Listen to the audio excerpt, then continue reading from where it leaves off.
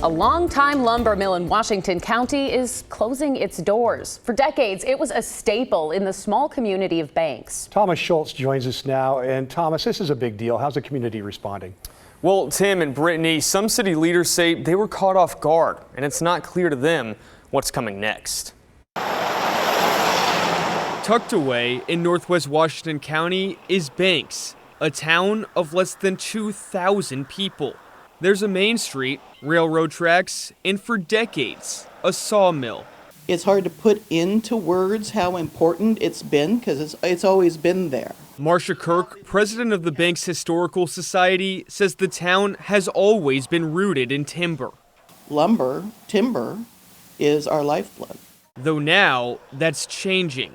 On Tuesday, Hampton Lumber announced it was shutting down the mill permanently. 58 jobs lost in an industry It's been a staple. gone. A decision that surprised city leaders. All of our plans have included that mill being there.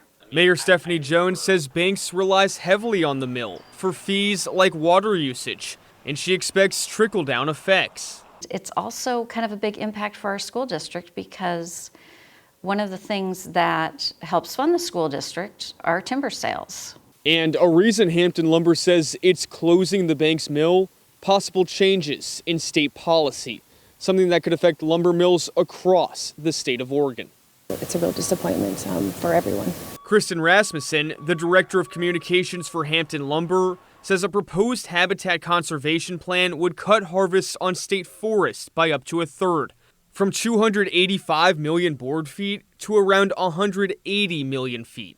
That's a massive hit for local sawmills. Rasmussen says the Banks mill relies heavily on the Tillamook and Clatsop state forests for timber, and issues they're facing aren't unique. In 1988, the Oregon Forest Resources Institute found there were 360 wood processing mills statewide.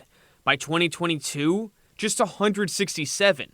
It's a really hard time. It's been a hard week. Still, the Oregon Department of Forestry says the timber industry is volatile, and their conservation plan pivotal, setting aside land to protect endangered species like the northern spotted owl, the marbled murrelet, and coho salmon.